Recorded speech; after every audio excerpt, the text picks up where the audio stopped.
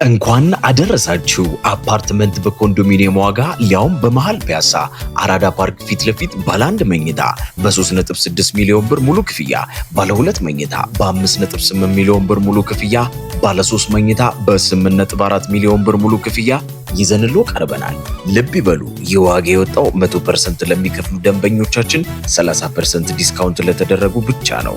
10% ከፍለው የቀረውን በግንባታ ሂደት መሰረት መክፈል ለሚፈልጉ ደንበኞቻችን ደግሞ ባለ 2 መኝታ ከ840 ሺህ ብር ቅድመ ክፍያ ጀምሮ እንዲሁም ባለ 3 መኝታ ከ1.2 ሚሊዮን ብር ቅድመ ክፍያ ጀምሮ ይዘን ቀርበናል። ይህ ዕድል የወጣው ለጥቂት ቤቶች ብቻ ስለሆነ ፈጥነው እታች ባለው ስልክ ይደውሉ። ሜሪት ፕሮፐርቲስ። ጤና ይስጥልኝ ተመልካቾቻችን፣ እንደምንውላችሁ አምሽታችኋል። በላይ በቀለ ነኝ። በመንግስትና በትግራይ ኃይሎች መካከል ውጊያ መቀስቀሱ ሲነገር የኢትዮጵያ አየር መንገድ ወደ ትግራይ በረራ ማቆሙን አስታውቋል። የአሜሪካ ተዋጊ ጀቶች በባሕረ ሰላጤው መስፈራቸው ሲታወቅ ኢራን የባህር ላይ ወታደራዊ ልምምድ ልትጀምር መሆኑን አሳውቃለች። የአውሮፓ ህብረት የኢራኑን አብዮታዊ ዘብ በአሸባሪነት ሲፈርጅ ሀገራት ስጋታቸውን እየገለጹ ነው። በዝርዝር እንመለከተዋለን። በኒጀር ዋና ከተማ ከፍተኛ ፍንዳታና የተኩስ ድምፅ እየተሰማ ነው። በሚኒሶታ ደግሞ በአንድ አሜሪካዊ ላይ ግድያ የፈጸሙ ወታደሮች እረፍት መውጣታቸው ውጥረቱን አባብሷል። ከሌሎች አካባቢዎች የደረሱን መረጃዎችም አሉን። አብራችሁን እንድትቆዩ ጋብዛለሁ።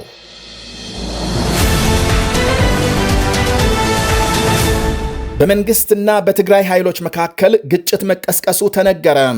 የኢትዮጵያ አየር መንገድ ወደ ትግራይ በረራ ማቆሙን ተከትሎ በትግራይ ግጭት መካሄዱን ቢቢሲ ዘግቧል። ግጭቶች የተቀሰቀሱት በዋናነት አማራና ትግራይ በሚወዛገቡበት ጸለምት ነው ብሏል ዘገባው። በትግራይ ኃይሎች በመንግስት ሰራዊትና በአማራ ሚሊሻዎች መካከል ውጊያ እየተካሄደ መሆኑን ገልጧል። ሁኔታው እየተባባሰ ነው ብለዋል ቢቢሲ የጠቀሳቸው አንድ የደህንነት ምንጭ። የትግራይ ክልል አስተዳደርም ሆነ የፌዴራል መንግስት ስለ ጉዳዩ እስካሁን ምንም አላሉም።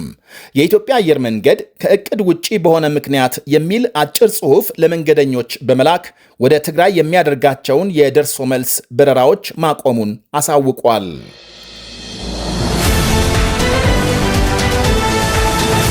የኢራን አሜሪካ ወታደራዊ ውጥረት ተባብሶ ሲቀጥል የሰላም ንግግሮችና ስብሰባዎችም በተለያየ አቅጣጫ መጠናከራቸው ተሰምቷል። የአሜሪካ ተጨማሪ የጦር መርከቦች ወደ ኢራን እየተጠጉ ሲሆን ኢራንም በሺህ የሚቆጠሩ ተጨማሪ ድሮኖች ማስገባቷ ታውቋል። በባሕረ ሰላጤው የአሜሪካ ጦር ሰፈሮች በተጠንቀቅ መቆማቸው ሲነገር ዮርዳኖስ በሚገኘው ሞሃፋቅ ሳልቲ የአሜሪካ አየር ኃይል ጣቢያ በርካታ ተዋጊ ጀቶች መስፈራቸው ታውቋል። በባህሬን ካሊፋ ወደብ የአሜሪካ መቺናም አውዳሚ መርከቦች በንቃት ቆመው ሲገኙ በኳታር አየር ኃይል ሰፈር አዳዲስ የአየር መቃወሚያና መከላከያ ተተክለው ለግዳጅ ዝግጁ መሆናቸው ይነገራል። በቅርብ ርቀት ደግሞ የዓለማችን ትልቁ የጦር መርከብ አብርሃም ሊንከን ኒኩሌር መሳሪያ የጫኑ 3 መርከቦች አስከትሎ ከህንድ ውቅያኖስ ወደ ኢራን አቅጣጫ እየተጠጋ ይገኛል። የአውሮፕላን መንደርደሪያና ማረፊያ ያለው ይኸው አብርሃም ሊንከን ኤፍ35 እና ኤፍ18 የተሰኙ ዘመናዊ ተዋጊ ጀቶችና በሺዎች የሚቆጠሩ ወታደሮች ጭኖ ወደ ኢራን ይገማሸራል። አብርሃም ሊንከን 90 የሚደርሱ ተዋጊ ጀቶችና ከ5000 በላይ ወታደሮች የመያዝ አቅም እንዳለው ይነገራል። አሜሪካም በዚያው መካከለኛው ምስራቅ በሚገኙ ጦር ሰፈሮቿ 50,000 ገደማ ሰራዊት ማስፈሯ ሲታወቅ 10,000ዎቹ ኳታር፣ የተቀሩት ዮርዳኖስ፣ ሳውዲ አረቢያ፣ ኦማን፣ ባህሬንና የተባበሩት አረብ ኤምሬትስ ይገኛሉ። ይህ በእንዲህ እንዳለ የአውሮፓ ህብረት የኢራን አብዮታዊ ዘብ የተሰኘውን ልዩ ኃይል በአሸባሪዎች መዝገብ ማስፈሩ ተነግሯል። የሰሞኑ የኢራን ህዝባዊ ተቃውሞ ሰልፍ በኃይል መጨፍለቁን ተከትሎ የአውሮፓ ህብረት ድርጊቱን በተደጋጋሚ ማውገዙ ይታወቃል። ከማውገዝ ባለፈም የህብረቱ ውጭ ጉዳይ ሚኒስትሮች ዛሬ ባካሄዱት ስብሰባ ብራሰልስ ላይ አብዮታዊ ዘቡን በአሸባሪነት መዝገብ ማስፈራቸውን ዘገቦች አመልክተዋል። የህብረቱ የውጭ ጉዳይ ኃላፊ ኬጃ ካላስ በሰጡት ቃል በሰልፈኞች ላይ ለተፈጸመው ዘግናኝ ድርጊት መልስ መስጠት አስፈላጊ በመሆኑ ሚኒስትሮቹ ወሳኝ እርምጃም ወስደዋል በማለት ገልጸዋል። የፈረንሳይ ውጭ ጉዳይ ሚኒስትር በብራሰልስ በሰጡት መግለጫም በኢራን ሰላማዊ ሰልፈኞች ላይ የተፈጸመው ግድያና እስር በሀገሪቱ ታሪክ ታይቶ ያልታወቀም ከፍተኛ እልቂት ነው ብለዋል። ፈረንሳይ ቀደም ሲል ልዩ ኃይሉ በአሸባሪነት እንዳይመዘገብ መለሳለስ አሳይታ የነበረ ቢሆንም ዛሬ ሐሳቧን ቀይራ ውሳኔውን መደገፏ ተመልክቷል።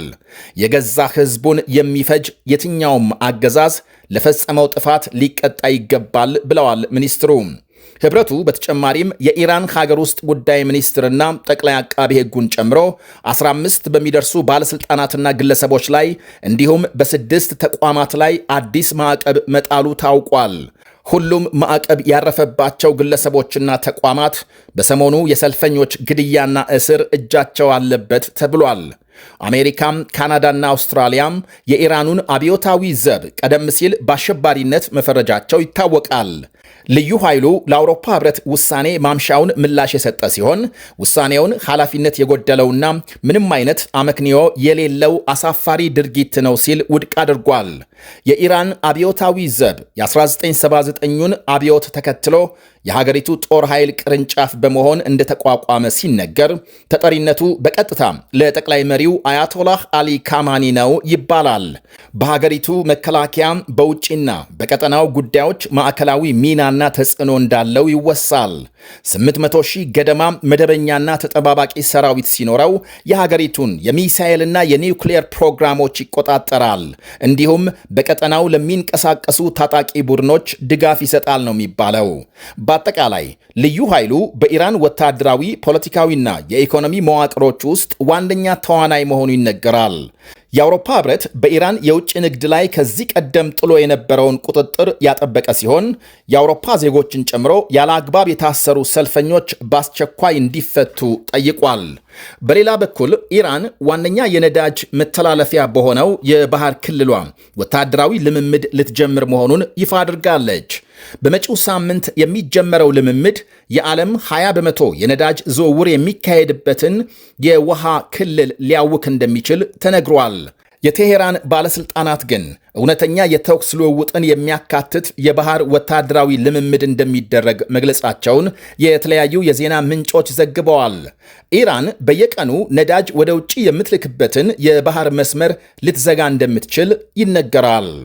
የኢራን ውጭ ጉዳይ ሚኒስትር አባስ አራክቺ ምሽቱን ባወጡት መግለጫም የአውሮፓ ህብረት አብዮታዊ ዘቡን በአሸባሪነት መፈረጁ ትልቅ ስልታዊ ስህተት ነው ሲሉ ተችተዋል። የአውሮፓ ኮሚሽን ኃላፊ ኦርሱላ ቫንደርሌን በበኩላቸው ሰልፍ ወጣህ ብሎ የራሱን ህዝብ በጥይት የረሸነ አገዛዝ ከአሸባሪ ውጪ ምን አይነት ስም ሊሰጠው ይችላል በማለት የህብረቱን ውሳኔ አድንቀዋል። አውሮፓም ለነጻነት እየታገለ ካለው የኢራን ህዝብ ጎን ይቆማል ሲሉም አክለዋል። የፓኪስታንና የሌሎች ሀገራት መሪዎች በሌላ በኩል ጫፍ የደረሰውን የኢራን አሜሪካ ውጥረት ለማርገብ ጥረት መጀመራቸው ይነገራል። የፓኪስታን ጠቅላይ ሚኒስትር ሻባዝ ሸሪፍ ከኢራን ፕሬዝዳንት ጋር በስልክ ሲነጋገሩ የኤሚሬትስ ባለስልጣናት ወደ ሞስኮ ማምራታቸው ታውቋል።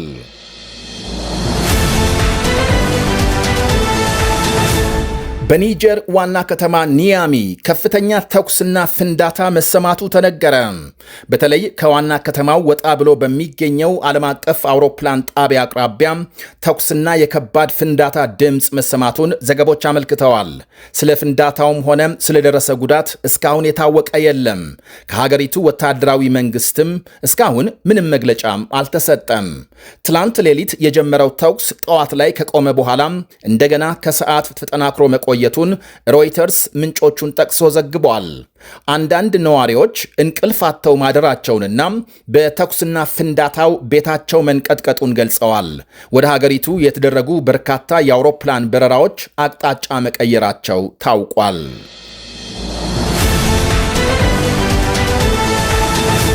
ዝነኛዋ የራፕ ሙዚቃ አቀንቃኝ ኒኪ ሚናዥ የፕሬዝዳንት ትራምፕ ቁጥር 1 አድናቂ መሆኗን ገለጸች።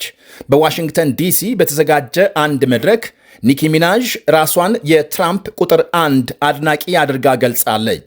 እንዲሁም ትራምፕ በአሜሪካ ለመኖርና ዜግነት ለማግኘት ያወጡትን የ$1 ሚሊዮን የወርቅ ቪዛ ካርድ ይዛ ታይታለች። የትሪንዳድና ቶቤጎ ተወላጅ የሆነችው ሚናዥ አሜሪካ የገባችው ከወላጆቿ ጋር በልጅነቷ እንደሆነ ገልጻለች። አሁን እርሷን መሰል ባለጸጋ ስደተኞች የአሜሪካ ዜግነት ለማግኘት የ1 ሚሊዮን ዶላር የወርቅ ካርድ መግዛት ጀምረዋል። በ5 ዓመቷም አሜሪካ የገባችው የ43 ዓመቷ ኒኪ ሚናዥ እስከ ዛሬ የአሜሪካ ዜግነት ያልወሰደች ሲሆን በ2018 በአንድ የፌስቡክ ጽሑፏም የመንግስትን ቤተሰብ የመነጠል ፖሊሲን መተቸቷም ይታወሳል። ልጅን አስቀርቶ ወላጆችን ከሀገር የማስወጣት የስደተኞች ፖሊሲን የአሜሪካ ዜጋ ያለመሆኗን በገለጸችበት የ2024 አንድ መድረክ በማራኪው የትሪንዳድ ቶቤጎ ደሴት መወለዷን በአሜሪካም ለረጅም ዓመታት መኖሯንና ሚሊዮኖች ዶላር ግብር ስትከፍል መቆየቷን ዘርዝራለች።